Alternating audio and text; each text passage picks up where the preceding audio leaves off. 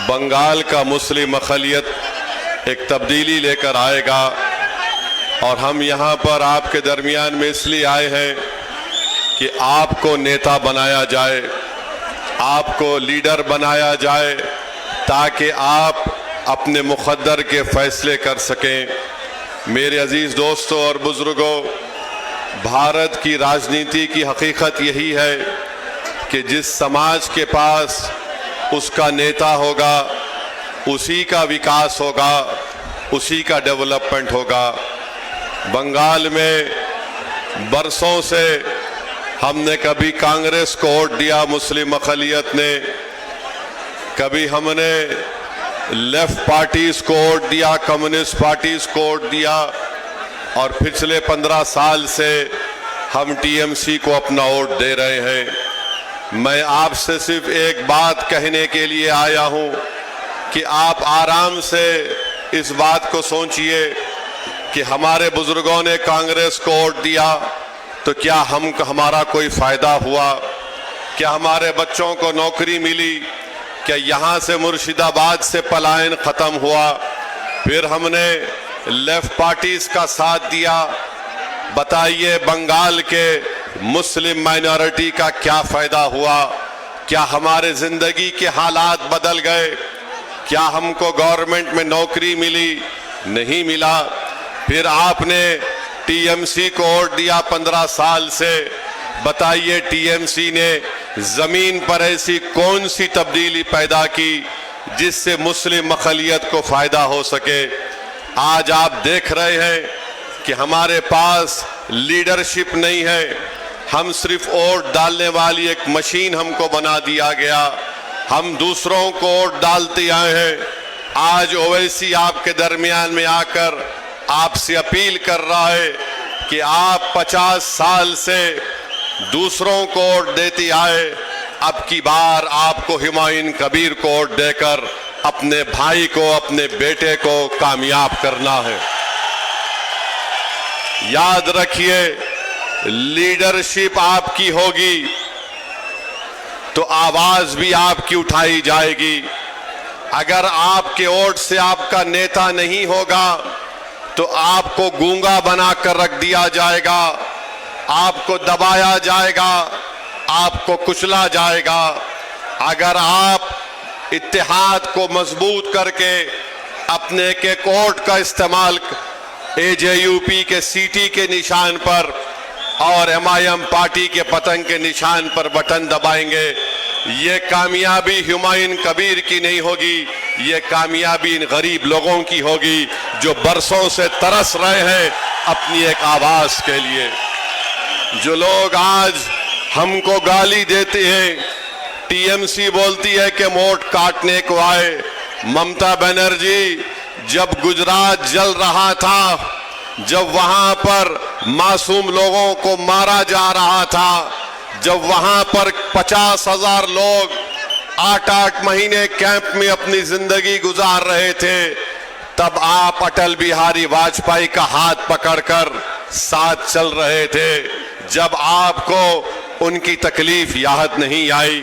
2005 में यही ममता बनर्जी ने पार्लियामेंट के अंदर ये कहकर डिप्टी स्पीकर के सामने फाइलें फेंक दी। क्यों फेंकी? उन्होंने कहा कि बंगाल में घुसपैठी घुस रहे हैं। आज वो बात ममता बनर्जी ने 2005 में कही थी, आज मोदी अमित शाह आकर बंगाल में 2014 से कह रहे हैं घुसपैठी घुसपैठी घुस चुके हैं। बताइए आप दोनों में क्या फर्क है? आप दोनों में कोई फर्क नहीं है। आप चाहे मोदी हो या ममता बनर्जी हो, ये कभी नहीं चाहते कि गरीब और मजलूम अवाम की इनकी आजाद लीडरशिप पैदा हो जाए। ममता और मोदी दो सगे भाई बहन के बराबर हैं, इन पर भरोसा नहीं किया जा सकता है। अगर किसी भाई पर आपको भरोसा करना है तो ओवैसी पर करिए और मेरे भाई हुमायूं कबीर पर करिए। ये ममता और मोदी की सेटिंग हो चुकी है कि दोनों यही चाहते हैं कि बंगाल में किसी भी तरीके से मुस्लिम माइनॉरिटी की इंडिपेंडेंट पॉलिटिकल लीडरशिप ना उभरे। टीएमसी के लोगों से हम पूछना चाहते हैं, 4 बीजेपी के एमएलए थे, वो 4 से 77 कैसे हुए? किसने उनको कामयाब किया? बीजेपी के कितने एमपी थे 10-12 साल पहले, आज इतने एमपी कैसे कामयाब हो गए?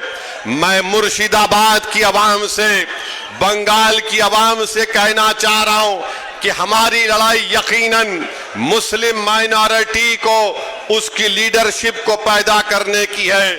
ना हुमायूं कबीर, ना ओवैसी किसी हिंदू भाई के खिलाफ था, ना कभी रहेगा इंशाअल्लाह ताला।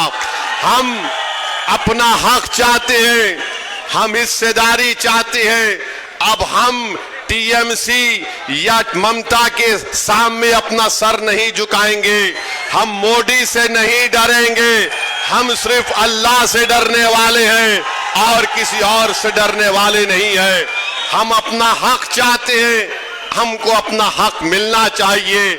और याद रखो, नौदा की जनता 23 तारीख को आपको इसलिए वोट डालना है ताकि आप ममता की गुलामी से आजाद हो जाएं और मोदी के खौफ से आपको आजाद होना पड़ेगा। इन दोनों के खिलाफ आपको सीटी बजाना है। 23 तारीख के दिन सिर्फ सीटी बजेगी। दबाओ, सीटी दबा के बताओ इन लोगों को, ताकि दिल्ली में मोदी को मालूम हो जाए, कोलकाता में ममता को मालूम हो जाए कि आप ये बंगाल का मुस्लिम अक़लियत बेदार हो चुका है। आपकी सीटी की आवाज आपके इत्तेहाद की आवाज होगी, तुम्हारी सीटी की आवाज तुम्हारे शऊर की आवाज होगी, तुम्हारी सीटी की आवाज बंगाल में एक इनकलाब आएगा और यहीं से आएगा इंशाअल्लाह ताला। तो मेरे अजीज दोस्तों और बुजुर्गों, टीएमसी 15 साल से सत्ता में। अभिषेक बैनर्जी यहां बताया गया कि आकर कहा थे कि कोल्ड स्टोरेज बनाएंगे। कोल्ड स्टोरेज बना किसानों के लिए? क्या कोई कोल्ड स्टोरेज यहां पर बनाए? नहीं बनाए। 23 तारीख को टीएमसी को आपको कोल्ड स्टोरेज में डालना है और किसानों के लिए कोल्ड स्टोरेज इंशाअल्लाह ताला यहां पर हुमायूं कबीर साहब बनाएंगे। 15 साल से टीएमसी की सरकार है। 1 साल पहले कोलकाता हाई कोर्ट ने मुसलमानों के ओबीसी कास्ट का सर्टिफिकेट कैंसिल कर दिया। पूछो ममता बनर्जी से, वो बैकवर्ड क्लास के मुसलमानों का सर्टिफिकेट क्यों कैंसिल हुआ? आज वो गरीब के बच्चे ना तालीम हासिल कर सक रहे, एजुकेशन हासिल कर सक रहे, ना उनको गवर्नमेंट में नौकरी मिल रही है। टीएमसी बोलती हम वोट काटने आए, मोदी बोलता हम घुसपैठी हैं। हम उनसे पूछना चाहते हैं, बंगाल में 29% के करीब मुस्लिम अक़लियत है, तो बंगाल के गवर्नमेंट की नौकरी में 7% हमको नौकरी क्यों मिली है? बताओ, इसका जिम्मेदार कौन है? मेरे भाई, मेरे बहनों, मेरे गयूर नौजवान साथियों, अपने वोट का सही इस्तेमाल करो, हुमायूं कबीर को कामयाब करिए। इंशाअल्लाह ताला कोल्ड स्टोरेज बनेगा। यहां पर किसान पाट की ज़िराअत करता है, कुछ फायदा हुआ? किसी को कुछ फायदा नहीं हुआ। सिर्फ वोट लेना है तो ममता बनर्जी ईद की नमाज के दिन लोग नमाज पढ़ के निकलते हैं तो ममता बनर्जी ऐसा हाथ उठाकर ड्रामा करती है। सिर्फ वोट हासिल करना है, ड्रामा करते हैं, दिल में कोई मोहब्बत नहीं है, सिर्फ हमको धोखा देकर हमारा वोट हासिल करना चाहते हैं। याद रखो, ना ममता बनर्जी में फर्क है, ना मोदी में फर्क है। ये दोनों भाई बहन की जोड़ी से बंगाल के मुसलमानों को आजादी दिलाना है। ये दोनों भाई बहन हैं, अंदर से एक है और हमारा वोट हासिल करने के लिए इस तरह की बातें करती हैं। इसी मुर्शिदाबाद जिले में हमारी माँ और बहनें बीड़ी बनाती हैं। ममता बनर्जी का भी एक बहन का हाथ उठाकर उसकी उंगलियों को देख लो, उसकी उंगलियों पर निशानात हैं बीड़ी बनाने के लिए।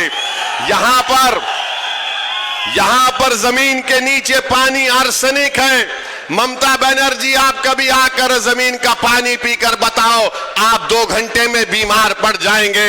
50 साल से मुर्शिदाबाद का गरीब आवाम वो गंदा पानी पीकर अपनी जिंदगी गुजार रहा है। बताओ आपने कुछ काम नहीं किया। तो मेरे अजीज दोस्तों और बुजुर्गों, हम आपसे वादा कर रहे हैं कि मैं और हुमायूं कबीर साहब साथ आए हैं, सिर्फ इस चुनाव के लिए नहीं आए हैं।